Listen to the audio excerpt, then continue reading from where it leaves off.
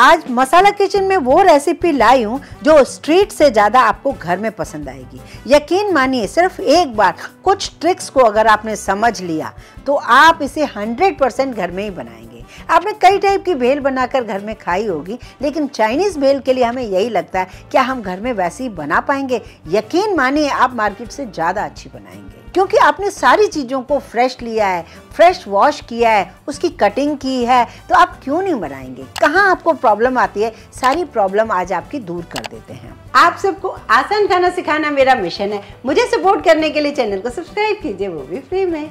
तो यहाँ देखिए, मुझे जो इस टाइम सब्जियाँ मिली हैं वो मैंने ले ली हैं। जो आपको भी मिले उस हिसाब से आप ले सकते हैं। थोड़ी मेरे पास पत्ता गोभी है, गाजर है, शिमला मिर्च है, ग्रीन अनियन है, और ग्रीन अनियन नहीं है तो सादा वाला अनियन ले सकते हैं, नींबू है, धनिया है, मिर्ची है, थोड़ा लहसुन है। चलिए इसे बनाना शुरू कर देते हैं। सबसे पहले इन सारी सब्जियों को वॉश कर लेते हैं। उसके बाद इन वॉश की हुई सब्जियों को हम कट भी करेंगे। सबसे पहले हम नूडल्स को उबाल लेते हैं। अब जो नूडल्स होते हैं, हमें ये देखना होगा कि जितना भी कोशिश करें, आप कंपनी पे मत जाइए, आप तो ये देखिए बस पतले नूडल्स किसके मिलते हैं। तो हाक्का नूडल्स मिले या जो भी आपको चाव चाव मिले, आप बस पतले नूडल्स लेना शुरू करो। पतले नूडल्स जो होते हैं वो टेस्ट में बहुत ज़्यादा अच्छे होते हैं। अब यहाँ देखिए, जो नूडल्स है ना, उबलते हुए पानी में डालना है, थोड़ा सा नमक डालना है, और उसके बाद आपको कुछ 2-3 मिनट में ये चेक करना है कि नूडल्स गले हैं कि नहीं। ओवर कुक बिल्कुल नहीं करना है। अब जब आपको लगे कि ये बिल्कुल आराम से कट पा रहा है, बहुत बढ़िया है, इसको 2-3 मिनट के लिए ढककर इसी गर्म पानी में रख दीजिए, गैस बंद कर दीजिए। ये है खास ट्रिक। अब हमें इसे पूरा एक स्ट्रेनर में निकाल लेना है। ठंडा पानी बिल्कुल नहीं डालना है, बस इसका जो गर्म पानी है ना, जिससे ये ओवर कुक कर देगा, वो हमें निकाल देना है। एक बड़े बर्तन में डाल दीजिए। ये है दूसरी ट्रिक। अब यहाँ पर उबलते हुए टाइम हमें ऑयल नहीं डालना है, सिर्फ नमक डालना है। लेकिन अभी जब आपने निकाल दिया ना एक बर्तन में, तब आप 1 चम्मच ऑयल डाल दीजिए और उसे अच्छे से रैप कर दीजिए ऑयल में। अब चाहे इसे आप अभी बनाएंगे तब भी परफेक्ट बनेगा, अभी नहीं बनाना चाहेंगे, बाय चांस आपको काम है, तो आप इसे कवर करके फ्रिज में रख देंगे ना, 3 से 4 दिन तक ये नूडल्स आपको ऐसे के ऐसे ही मिलेंगे। ये मेरा चैलेंज है, तो इसलिए आप ये ट्रिक्स को जरूर फॉलो करो। अब जब तक इन नूडल्स को हम ठंडा कर रहे हैं, गैस पर हमने ऑयल रख दिया है गरम करने के लिए, क्योंकि इसके लिए काफ़ी अच्छा हॉट गरम चाहिए ऑयल। तब तक हम सब्जियों को काट लेते हैं। सब्जियों के लिए आपको बिल्कुल ये नहीं सोचना है कि ये नहीं है मेरे पास, ये नहीं है, जो है आपके पास उसी से ही बनाइए। शिमला मिर्च अगर हैं तो उनका बीच का पार्ट अंदर का निकाल लीजिए और इस तरीके से आप लंबे लंबे पीसेस कर दीजिए। बहुत ही आराम से होता है, नॉर्मल नाइफ से होता है। आज मैं आपको बिल्कुल नॉर्मल जो घर में हर घर में होता है ना नाइफ, उसी से ही करके दिखा रही हूँ। शिमला मिर्च को कभी भी उल्टा करके कट मत कीजिए, वरना उसके अंदर से पूरा रसा निकलता है, आप परेशान हो जाते हो। ये देखिए, ग्रीन वाला तो मेरे पास कितना छोटू सा है, तभी भी मैं इसके लंबे लंबे पीस कर लूंगी। देखो कैसे, इस तरीके से। अब हो गई शिमला मिर्च की बारी खत्म। अब चलते हैं कुछ और देखने। अब जो गाजर है ना, गाजर बिल्कुल तीली जैसी पतली पतली लंबी कैसे हो, तो आप क्या करो, नॉर्मल या तो नाइफ से पिलर से काट लो, या फिर आप क्या करो, जिससे हम चिप्स बनाते हैं ना, बस उसी से आप पतला पतला लंबा कर दीजिए। उसके बाद 4-6 को एक साथ मिला के इस तरीके से कर लीजिए। ये सारा काम आप नाइफ से भी कर सकते हैं। ये देखिए, बिल्कुल पतली पतली ऐसे लग रही है ना, जैसे आपने बिल्कुल तीलियां बनाई हैं माचिस की। ये देखिए, मैं नाइफ से भी करके दिखा देती हूँ। ये छोटी छोटी ट्रिक्स हैं जो अगर आप फॉलो करोगे ना, आपकी मार्केट से ज़्यादा अच्छी बनेगी। और घर में अगर बच्चे हैं ना, तो आपको तो बस बहुत प्यार करने लगेंगे कि आज आपने बहुत बढ़िया काम कर दिया। अब तीसरी चीज़ जो हमें पत्ता गोभी चाहिए होती है, कभी भी उसे नाइफ से नहीं काटना चाहिए, कभी भी उसे ग्रेटर से नहीं काटना चाहिए, उसे हमें चिप्स वाले कटर से काटना चाहिए, तभी वो बहुत ही परफेक्ट शेडेड कटेगी। अब आती है बारी टमाटर की। टमाटर को आप हमेशा अंदर के सीड्स निकालो, उसको भी इसी तरीके से कट कीजिए, तो आपके किसी भी तरीके शेप में आपका टमाटर कट जाएगा। ये देखिए, छोटे छोटे मैंने टमाटर कर दिया, एक टमाटर को ही किया है बस। ज़्यादा प्रेस करोगे ना, इसका भी पानी निकल जाएगा। लहसुन अगर आप चाहें तो इसमें डालें, नहीं डालना चाहें तो बिल्कुल हटा दें, कोई प्रॉब्लम नहीं है। लहसुन का पाउडर भी यूज़ कर सकते हैं और लहसुन भी यूज़ कर सकते हैं, जो आपको पसंद है। और अगर लहसुन प्याज नहीं डालना चाहें, उसे हटा ही दीजिए।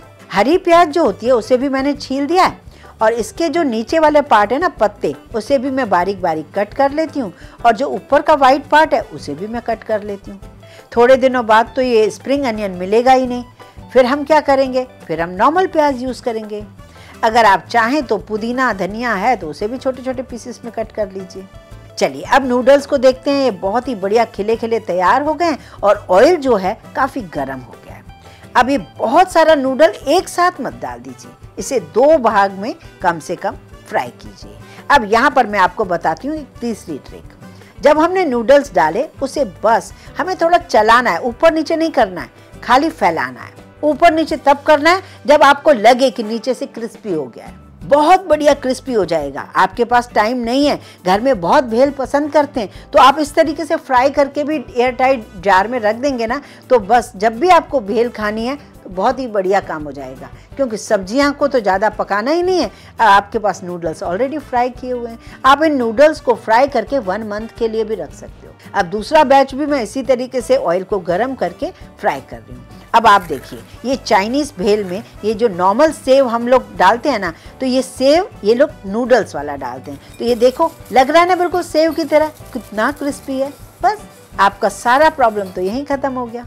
ये नूडल्स मैंने दूसरे भी फ्राई कर लिए हैं। कई जगह आपने मार्केट में देखा होगा बिल्कुल वाइट दिखते हैं, पर मुझे पर्सनली वाइट नूडल्स क्रिस्पी तो होते हैं, पर मुझे ये थोड़े डार्क वाले ही पसंद है। आप वाइट भी रख सकते हैं। अब सब्जियां हमारे पास ऑलरेडी सारी चॉप्ड हैं। अब चलते हैं हम इसे बनाने। यहाँ मैंने कढ़ाई में 1 चम्मच ऑयल डाल दिया है। तेज आंच रखिए। छोटी छोटी ट्रिक्स हैं जिन्हें आप फॉलो कीजिए। उसमें डाल दीजिए बारीक कटा हुआ लहसुन, अगर आपने खाना है तो। हरी मिर्च डाल दीजिए, थोड़ा अदरक डाल दीजिए। अब इसमें डाल दीजिए लंबी कटी हुई सब्जियां, जैसे गाजर, पत्ता गोभी, शिमला मिर्च। सिर्फ हमें 2 मिनट इसे सौटे करना है। हरी शिमला मिर्च डाल दी, लाल डाल दी और उसके बाद मैंने हरी प्याज भी डाल दी। ये क्रिस्पी रहे इसके लिए तेज आंच चाहिए और इसे बस हल्का सा चलाना है। कच्चे का फ्लेवर ना आए, बस इतना ही हमें चाहिए। कोई अजीनोमोटो भी आपको डालने की जरूरत नहीं है। 2 मिनट पकाने के बाद इसे थोड़ा करना है हमें ठंडा। नमक नहीं डाला है मैंने क्योंकि वो पानी छोड़ देगा। जब ये थोड़ा ठंडा होगा तब हम सारी चीज़ें डालेंगे। जब ये ठंडी हो जाए, अब मैं इसमें डाल देती हूँ 2 टेबलस्पून टमेटो केचप। 1 टेबलस्पून मैंने शेजवान सॉस डाली है। आप मार्केट की डालना चाहें, और मैंने तो आपको बिना प्याज लहसुन वाली भी दोनों शेजवान सॉस बताई हैं। दोनों की लिंक मैं नीचे डाल दूंगी। सोया सॉस नहीं हो वो घर में कैसे बनाते हैं वो भी मैंने बताया है, वो भी आधा चम्मच इसके अंदर डाल दीजिए। अब जो थोड़ी हमने कच्ची सब्जियां बचाई थी ना, थोड़ी कच्ची भी इसके अंदर डाल दीजिए। अब यहाँ पर या तो आप डाल दीजिए 1 चम्मच विनेगर या 1 चम्मच डाल दिए नींबू का रस। मैंने चिली सॉस ग्रीन कलर की कैसे बनाते हैं, रेड कलर की कैसे बनाते हैं, सारी मैंने रेसिपी नीचे दे रखी है। आप चाहें तो घर में बनाएं या मार्केट से लाएं, ये आपकी चॉइस है। रमजान का यदि व्रत रखा है, सुबह से शाम तक कुछ नहीं खाया है और चटपटा खाने का मन है, तो ये रेसिपी आप जरूर बनाइए और एंजॉय कीजिए। अब यहाँ पर हम डाल देंगे थोड़ा सा नमक। बहुत नमक कम डालें क्योंकि हमने सॉसेस भी डाली हैं। अब उसके बाद डाल दीजिए थोड़ा स्पाइसी बनाने के लिए इसमें थोड़ा काली मिर्च कुटी हुई, और अब इसमें आप नूडल्स डाल दीजिए फ्राई किया हुआ। थोड़े पुदीने के पत्ते को भी मैंने इस तरीके से डाल दिया है। 2 इधर से फोक ले लीजिए, एक हाथ में 2 फोक दूसरे हाथ में ले लीजिए और उसे अच्छे से मिक्स कीजिए और बिल्कुल स्ट्रीट स्टाइल ही पेपर प्लेट में ही सर्व कीजिए। कौन कहता है आपने किसी चीज़ की कमी की है? आपने तो स्ट्रीट स्टाइल से भी ज़्यादा अच्छी चाइनीज़ भेल बनाई है। तो इस तरीके से बनाइए और एंजॉय कीजिए। वीडियो पसंद आए लाइक ज़रूर कीजिए। आपका एक लाइक मेरे लिए बहुत ज़्यादा मायने रखता है। आप इसे शेयर करें फ्रेंड्स और फैमिली को। चैनल पर नए आए हैं, इसे सब्सक्राइब ज़रूर करें।